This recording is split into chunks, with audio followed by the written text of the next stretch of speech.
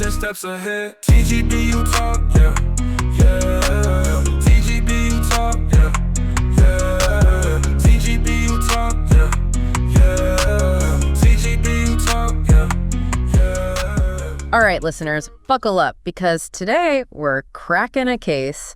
And it's a sticky one. This is going to be good. I like where this is going. We're talking about comedian Naim, from TGBU, Right. and big Spider-Man fan, but not just like casual fan. This guy's got layers. Layers of fandom, huh? Exactly. You guys sent in articles, social media posts, even like a podcast clip of him talking Spidey. We are talking a mountain of Spider-Man love. Wow. Okay, so a serious Spider-Man syllabus then. So here's the mission.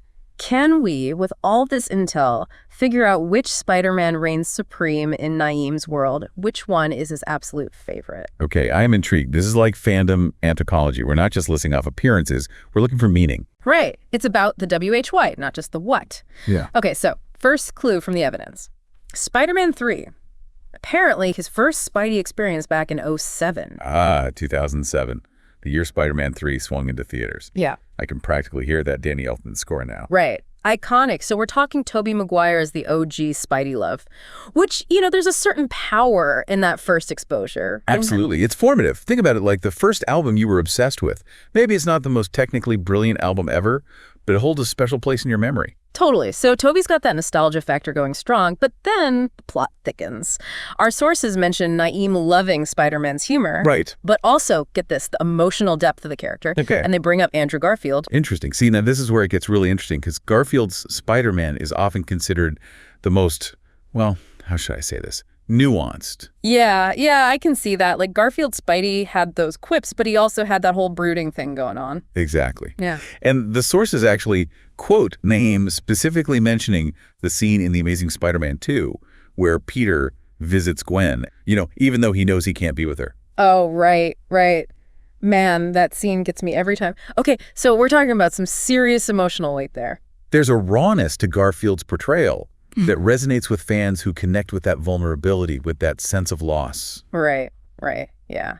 And then, of course, we've got Tom Holland, the MCU Spidey. But here's the thing. One source wondered if Holland might be too mainstream for a discerning fan like Naim.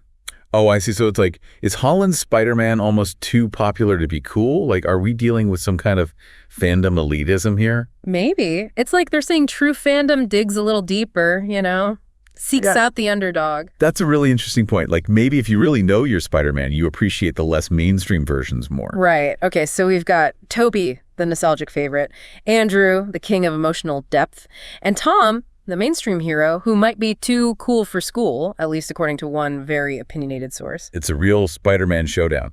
And this is making me think, like what are the qualities that Naim himself embodies in his comedy? Ooh, good point. Are we about to analyze Naim's comedic style through the lens of Spider-Man? Because I am here for it. I'm just saying, there might be a connection there. Yeah. Like, does Naim gravitate toward the more comedic Spideys or the ones who aren't afraid to get a little dark? It's all relevant to the case. I love it. We've got Tobey, Andrew, Tom. Who else is in the Spider-Man Hall of Fame? This is going to be it. Okay, so you're saying there might be a link between Naim's comedic style and his favorite Spider-Man. He finds humor in those, like, really relatable struggles. Okay, yeah, I've seen that. He's got that kind of self-deprecating humor. It's really endearing. Exactly. And that got me thinking about Spider-Man. He's the superhero, but he's also got these very real human problems, right? He's always dealing with loss, responsibility, self-doubt, all that. Whoa. Okay, so you're saying both Naim and Spider-Man, they kind of find strength in being vulnerable. Right. They don't shy away from the tough stuff, and that makes them relatable, even inspiring in a way. Man, you just blew my mind. I never connected those dots before. This is why I love these deep dives. We're getting all philosophical about Spider-Man stand-up comedy. Right. It's all connected. But okay, let's go back to the Spider-Man. We've got Tobey, who's got that classic Spidey charm. Then there's Andrew, who brings that emotional depth. And then there's Tom. Tom Holland, the elephant in the room. We can't forget about him. But remember that source that wondered if he was too mainstream for Naim? Right, but what if we're looking at it the wrong way? Yeah, Holland's Spider-Man is part of this huge, massively popular franchise. But that doesn't mean his struggles aren't just as real. True. Like, hello, that scene in No Way Home with Aunt May. I mean, come on, talk about emotional devastation. Exactly. And think about it. Holland's Spidey is still young, figuring things out. He's dealing with the loss of Tony Stark, the pressure of being the next Iron Man, all while juggling school and friends and being Spider-Man. Ugh, being a teenager is hard enough without adding supervillains and saving the world into the mix. Right. So even though his portrayal might seem more lighthearted on the surface, there's a lot going on beneath the surface. It's relatable in a different way. Okay, so maybe we shouldn't be so quick to dismiss Tom Holland. Maybe his brand of Spider-Man, the one who's still learning and growing, who's a little more open about his emotions, maybe that resonates with Naim in a way we didn't initially consider. Exactly. It's all about finding those points of connection, right? Maybe Naim sees a bit of himself in each of these Spider-Men, and that's why he loves them all. This is giving me a whole new perspective on fandom. Maybe it's not about picking one absolute favorite, but rather appreciating how different regions of a character can resonate with us on different levels. Right. Like each Spider-Man reflects a different facet of the character, and each one can speak to us in a unique way. This deep dive is really making me rethink my own relationship with my favorite characters, and I bet it's doing the same for our listeners. I hope so.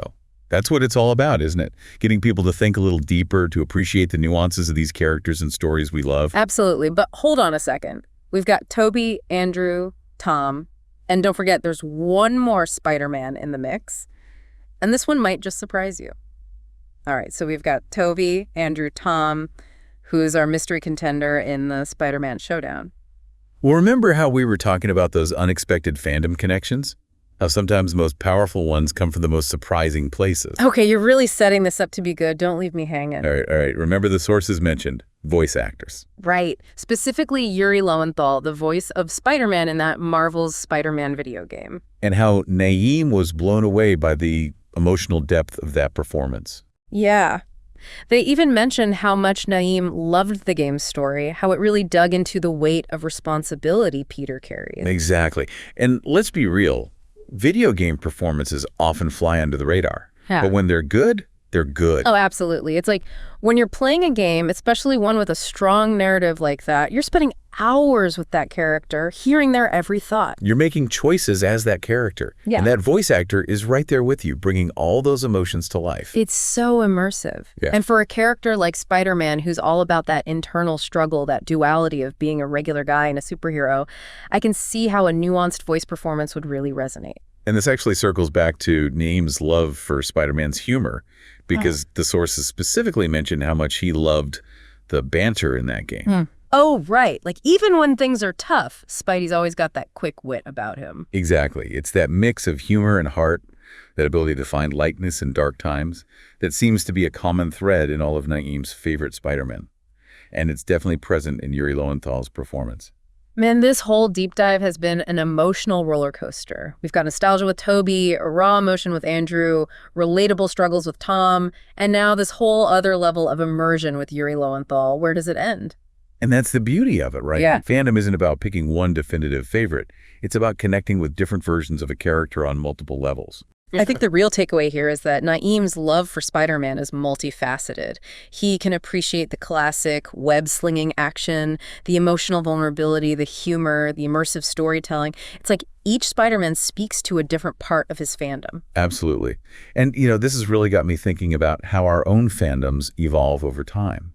What speaks to us at one point in our lives might shift as we experience new things, encounter new stories, connect with new portrayals. So true. I know my own personal Hall of Fame of favorite characters is constantly changing and expanding as I discover new movies, shows, comics, games.